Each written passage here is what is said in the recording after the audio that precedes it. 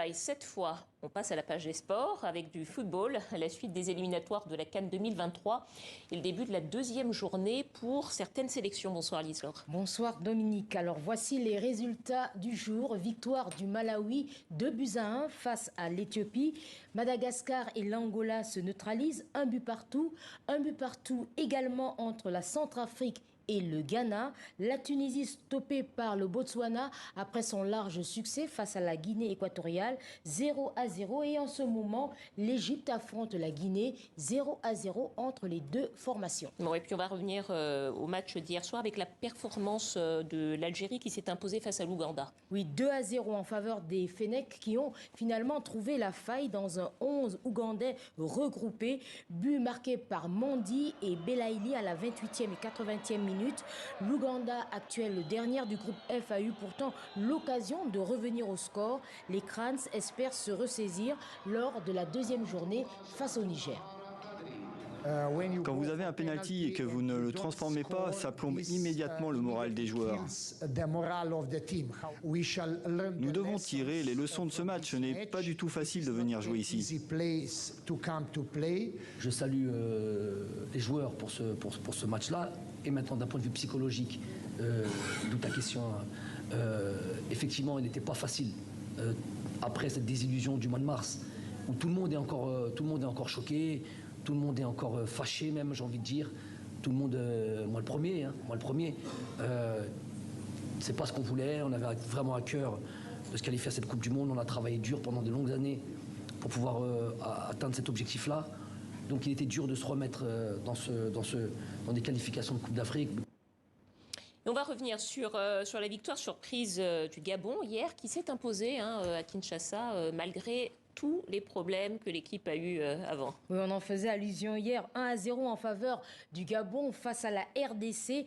Une victoire inédite, seuls 17 joueurs, le coach adjoint et un médecin sont arrivés quelques heures avant le match. 23 membres de la délégation sont restés coincés à Barcelone pour un problème d'avion.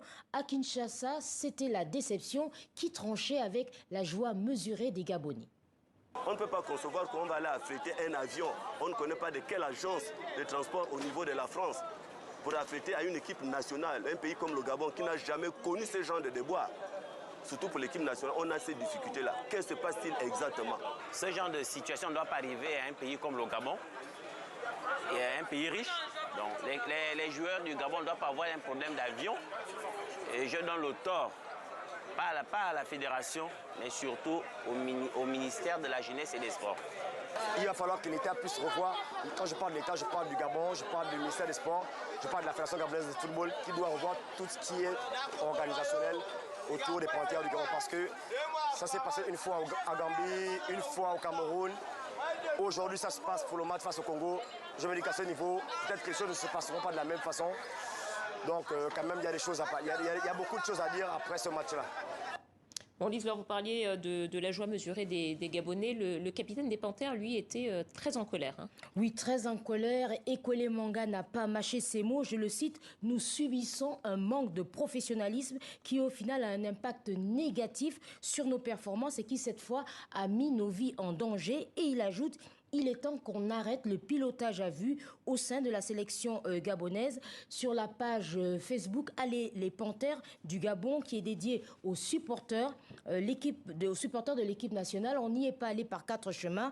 On appelle à la démission du ministre des Sports et à Libreville. C'était vraiment la déception. On va revenir sur le sonore, sur les sonores qui ont été recueillis à Kinshasa. Cette victoire représente une chance de qualification au finish. Parce que dans notre poule, il faut dire que la RDC est un des ténors, sinon le ténor.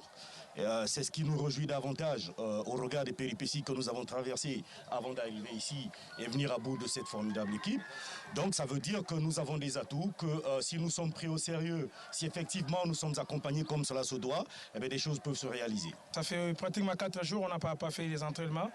On a eu des difficultés pour les avions, tout ça là. On est arrivé aujourd'hui à à 18h pour essayer de faire un grand match ici au Congo. Il n'y a pas certains joueurs qui n'étaient pas là. Il y a le coach qui est resté encore à Barcelone. On a fait ce qu'on pouvait faire, les résultats là. Ce qu'on doit récupérer, c'est l'esprit. Parce qu'on va essayer de tout faire pour gagner le prochain match. Voilà, sonore recueilli à Kinshasa. Hein. On va revenir, Liselor, aussi sur la lourde défaite du Congo face au Mali. Vous nous en parlez? Oui, je vous en parle. On souffre avec les Congolais, on souffre. Une première réussie pour Éric Sékouchel, le nouveau sélectionneur du Mali, dans un stade du 26 mars rénové. Excellente opération pour les Aigles. 4-0, ils ont atomisé les Diables Rouges du Congo qui ont rendu, il faut le dire, une pâle copie. Maliki Diallo a recueilli à Bamako les réactions des supporters des deux sélections. Il y a très longtemps, nous n'avions pas vu une équipe malienne aussi combative. Et la technicité, la touche du staff aussi y est pour grand chose à mon avis. Ils ont joué avec le cœur. Les joueurs ont joué avec détermination. Ils étaient déterminés physiquement, techniquement. Donc vraiment, bravo aux Aigles du Mali. Le Malien, il était fort, il nous a gagné, il n'y a pas de problème. Mais match retour, on va gagner. On n'a pas honte, on va gagner. On supporte le Diable Rouge. Bon, on espère que les Congolais feront mieux pour le match retour. On attend. On attend.